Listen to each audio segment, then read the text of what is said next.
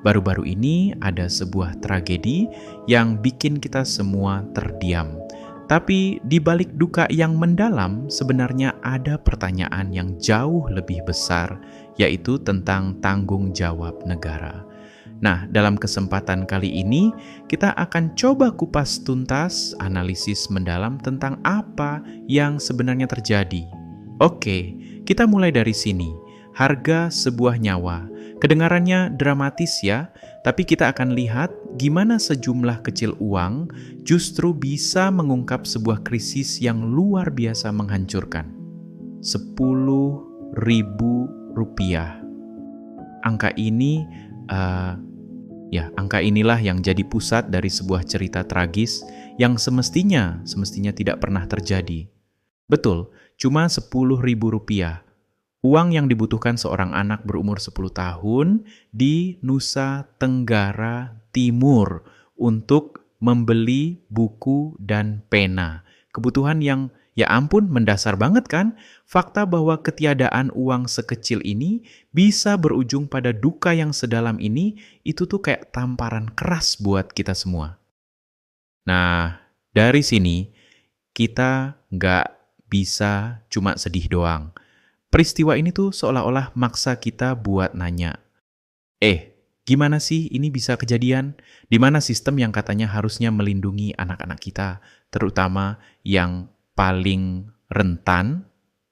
Dan ini membawa kita ke poin berikutnya yang penting banget. Ini bukan lagi sekadar tragedi keluarga, isunya lebih dalam dari itu. Kita harus geser cara pandang kita dari sekadar kemalangan individu ke sesuatu yang lebih besar. Tanggung jawab sistemik. Nah, coba deh perhatikan perbandingan ini. Di satu sisi, ada narasi umum yang sering kita dengar. Oh, ini musibah keluarga, ya memang tragis, tapi seolah-olah itu cuma masalah keluarga itu saja. Tapi di sisi lain ada analisis yang jauh lebih tajam yang bilang, tunggu dulu, ini bukan sekadar musibah, ini adalah kegagalan struktural. Ini adalah hasil dari sistem yang gagal berfungsi. Dan kutipan ini, wow, ini benar-benar kena banget ke intinya. Kalau kita cuma bilang ini musibah keluarga, kita itu secara nggak sadar sedang memindahkan tanggung jawab dari yang seharusnya diemban oleh sistem, oleh negara, malah jadi beban bagi keluarga miskin itu sendiri.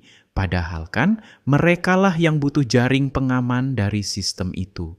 Ngomong-ngomong soal negara dan sistem, sebenarnya apa sih janji negara kita? Apa yang tertulis di konstitusi kita tentang ini? Yuk, kita lihat. Di UUD 1945, kita itu jelas banget loh. Ada janji-janji soal negara kesejahteraan. Ada pasal 28H yang menjamin hak untuk hidup sejahtera lahir dan batin.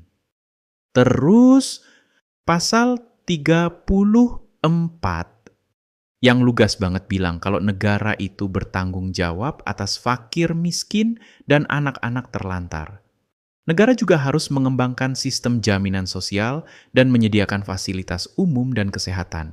Ini bukan cuma tulisan di atas kertas kan. Ini seharusnya jadi kontrak sosial antara negara dan warganya. Tapi, nah ini dia tapinya ada kesenjangan yang besar banget antara janji di atas kertas itu dengan kenyataan pahit di lapangan. Inilah yang bisa kita sebut sebagai kegagalan senyap dari sebuah negara. Coba deh lihat alur ini polanya sedih banget. Jadi di tahap pertama ada krisis, seorang anak menghadapi keputusasaan. Sendirian, enggak terlihat oleh sistem pendukung manapun. Terus apa yang terjadi? Langkah kedua, setelah kejadian, baru deh tuh pejabat datang, ada garis polisi, ada ucapan belasungkawa. Negara baru hadir setelah semuanya terlambat. Ini kan reaktif banget, bukan proaktif, harusnya kan mencegah, bukan cuma datang setelah ada korban. Jadi, apa sih sebenarnya kegagalan struktural itu? Nah, ini dia intinya. Ini adalah kondisi di mana sebuah tragedi itu bukan lagi kejadian acak, bukan nasib sial, tapi justru hasil yang bisa diprediksi, hasil dari sebuah sistem yang gagal memberikan perlindungan paling mendasar untuk orang-orang yang paling membutuhkannya. Oke, dari semua ini kita sampai pada pertanyaan yang paling fundamental. Jadi sebenarnya siapa yang harus memikul tanggung jawab? Dan ini membawa kita pada pemikiran akhir tentang apa sih makna sebuah negara. Jadi, coba kita renungkan sama-sama. Ketika sebuah sistem, sebuah negara gagal memenuhi kebutuhan yang paling dasar dari seorang anak, sesederhana buku dan pena, lantas apa sebetulnya makna dari negara itu sendiri?